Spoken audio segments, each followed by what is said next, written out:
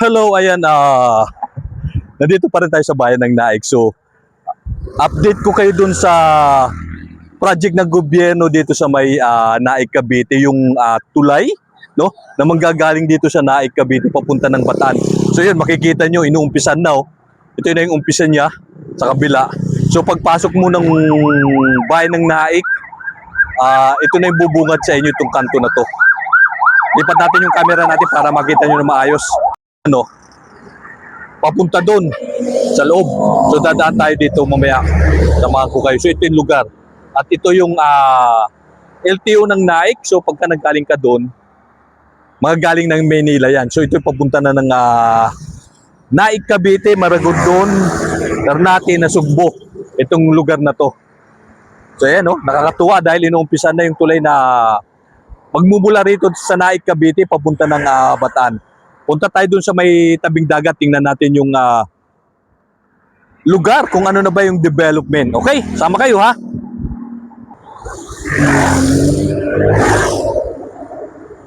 O yan, sige, yan yung kanto na to. Kung makikita natin kanto na to dito, kakanan tayo dyan. At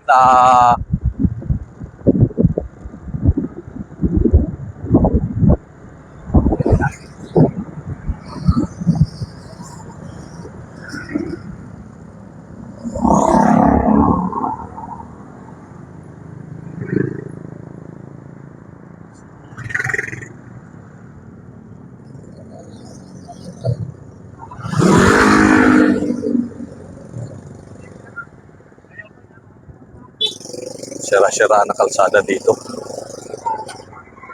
Uy, galing yung kuya. Dapat ganun pala. Sa kabilang kalsada na ano, ka-counterflow ka. Kasi yun yung matino. So ayan, no, kikita nyo.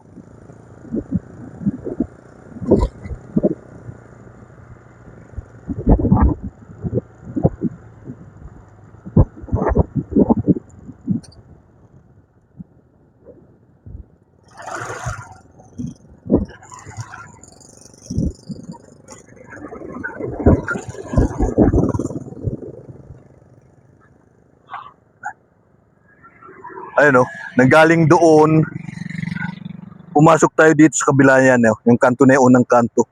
At yan yung parang orientation. So galing doon sa main road, papasok dito. So yun na yung mga ginawa. Ayun, tuloy-tuloy papunta doon. Papasok tayo, tingnan natin kung ano pa yung makikita natin doon sa papunta ng dagat. Dito kasi papunta na to ng dagat eh. Hindi ba ito yung Belmont? Oo, yung subdivision na yan. Kawawa naman si kuya. Baka naligaw na. Sungay Kalabaw. Hindi ko rin alam po. Saan ba yung Sungay Kalabaw na yan? Diyos me eh. Takisi Castle na pala ito dito. Sara-sara na yung kalsada, oh. Oh, may kalabaw to. Hindi ko alam kung ayun tawag doon Sungay Kalabaw. So ayan, ito yung lugar na to. So sa malamang ito road widening to para bigyan daan yung gagawing tulay, no? Papunta sa Bataan. So update natin. Kung naman sa wakas hindi na drawing, no? Kumbaga meron na talaga. So sana hindi lang simula, talagang gagawin ng tuloy-tuloy.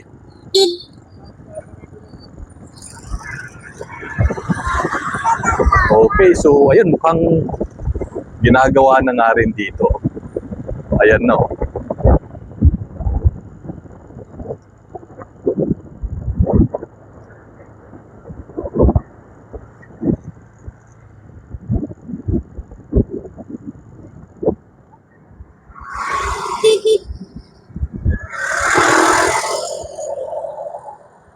So ito na, oh. Mukhang dito ilulusot itong lugar na to. So papunta doon. Wow! Mukhang nakikita na natin yung katotohanan. So sana itong katotohanan na to hindi mabura. Hindi mawala. Okay? So diretso pa tayo. Tingnan pa natin doon sa bandang unang kung ano pa yung development. Pero ito, nakikita na natin yung mga tanda. Baga, may tanda na tayo nakikita.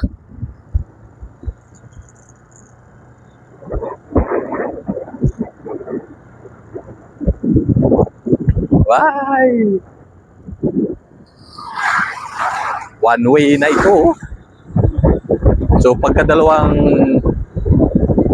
four wheels dito, wala, hindi na kasya.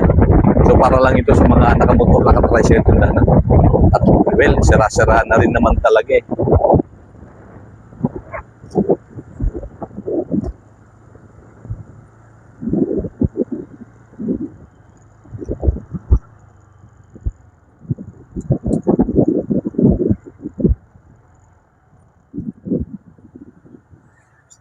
Meron bang papuntang dagat dito?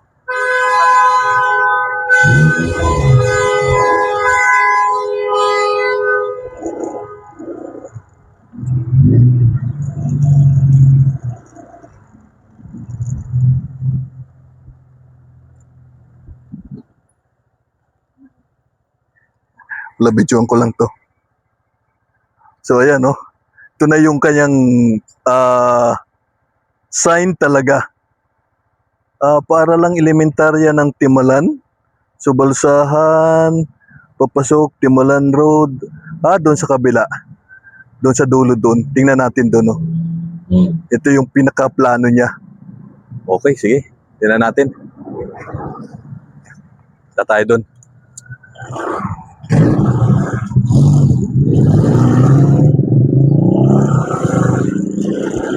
So, lulusot talaga dito sa lugar na to. Dogi. Alam ko may beach doon na ano eh. Yung pinuntahan natin na beach dyan, tingnan nga natin doon kung meron nang nangyayari doon sa bandang dagat. So, makikita nyo ito. Kita nyo to? Ayan oh. So, ilulusot dito. Pero tingnan natin kung makakalusot tayo doon sa beach.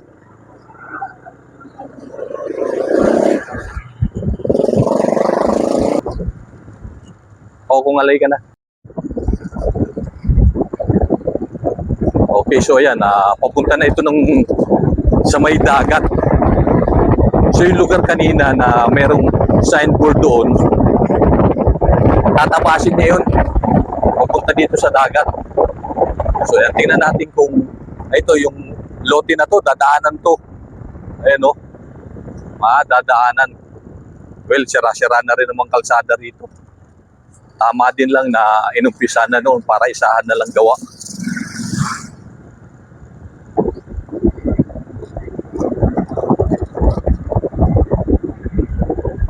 Yung uy, may nagkukumpo panda doon oh. Tingnan nyo. Kumpo fighting.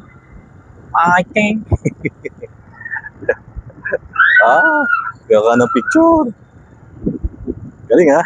Ayan oh. Madadaanan yung lugar na yan. So, itong beach na to dito, hindi lang natin alam kung dito sila lulusot. Mahalon.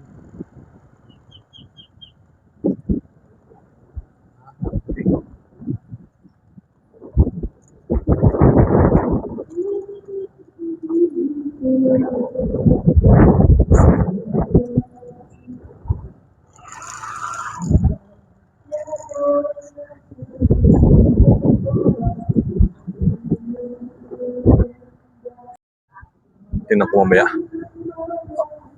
Mukha namang wala. Meron lang tayong nakikitang parang mga poste na roon, no? Nakabila doon. So sana dito sa ano ng baybayin, itong beach na to, wala pa tayong nakikitang inuumpisan, kundi doon lang sa bungad. No? Yung pinanggalingan natin sa highway. So meron ng starting doon. So sana, pero ayun, may makikita na natin doon. No? Try nga natin bumaba nga tayo. Para so ayan oh. Meron na silang panimula doon ay sa dulo. Try natin. Lumapit pa tayo. Dito lulusot yung kalsada, no, yung tulay na magagaling dito sa Naay Cavite papunta ng May entrance pa daw pala. So, ayun lang oh. Sa kabila. Yung mga barko na yun dyan oh. Dyan manggagaling. Basta itong lugar na to, ito yung madadaanan. At yun, makikita nyo na meron ng tulay, parang sample siguro yun oh. Well, parang okay naman, mukhang kaya naman. Tsaka lapad itong beach na to rito sa may Naik, Cavite. Ang problem nga lang, kaya ko dito. Parang hindi lumilinaw yung dagat dito. Pero lapad yan hanggang doon, oh. Yan nyo kung gaano kalapad itong beach na to. Doon pa sa kabila, hanggang doon pa sa kabila na yun. Oh. Ito yung lugar. So pinagalingan natin kanina, doon mag-uumpisa. So parang yung pinaka-catch up base niya, yung lugar na yun. So yun. I-zoom natin para makita nyo. Kasi pagka dito kayo actual, makikita nyo na yung mga poste. So parang inano na nila pang umpisa. Pero hanggang doon lang sa gitna na yun. I-zoom natin para makita nyo. Okay, ayan yung tawag ba dyan, rig o barko. Basta yan na yan. Tapos ayan na yung mga tulayo. May naitayo na sila. Usually, talagang possible na magawa talaga. Well, sa Sigmay. Bakit dito hindi, no? Kita nyo pa ba? So, bali ilang poste na yan, no? Na ginawa nila. So, siguro nag-try sila. No? Ayun kasi yung ayan yung bundok na yan, ito. Ayan na yung corridor kung tawagin. Tapos yung bundok na yun, ayan, yan na yung Bataan, Marabilis Bataan na yan. So itatawid muna kasi nila mula dito sa Naik, no? Mula dito sa Naik, dito sa kinakatayuan natin, itatawid nila ng corridor. So ayan yung corridor, susum natin. Wala na, sagad na. Pagdating dyan sa corridor, itatawid na nila ng Marabilis Bataan. Ayan, dyan lang banda na yan, yung bundok na yan, nakikita nyo na yan.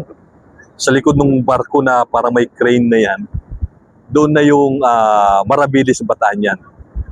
Pero kung dyan kayo actual, malayo yan. So yun doon yung mga barko. Basta itong lugar na to, ayan oh. May barko doon, alam natin dyan banda. Dito sa lugar na to, lulusot yung tulay. Okay. Yun yung update natin sa ginagawang tulay, no, na manggagaling dito sa Naik, Cavite papunta ng Bataan. Nakikita na natin na meron na namang sinimulan talaga. Nakita na natin yung tulay na yan dyan. So may nakatayo na. Nakita na rin natin doon sa main road, ginagawa na naman na nila. So hopefully magtuloy-tuloy na, hindi lang yung migas kugon, ika nga. So in the future, makita na natin development. I-update ko kayo sa mga susunod na buwan kung ano na yung update, no? Doon sa ginagawang tulay papunta ng Bataan. Pagka nagawa yun, Diyos me, napakaganda. So sana padaanin din nila yung mga nakamotor. No, parang sa Cordoba Link sa Cebu. Binigyan din ng lane yung mga motorcycle para makatawid papunta dun sa kabilang bayan. So dapat ganito rin yung gawin nila dito sa tulay na gagawin na papuntang Bataan. Okay? So update tayo. Kita-kita ulit tayo sa susunod nating video. At nakakatuwa dahil nakikita naman na natin yung development dun sa gagawing tulay na pinakamalaking project dito sa Luzon, no? Para sa akin napakalaking project na 'yon. So kung magagawa 'yon, napakalaking achievement 'yon para sa isang gobyerno yung proyekto na 'yon. Okay? Go na tayo.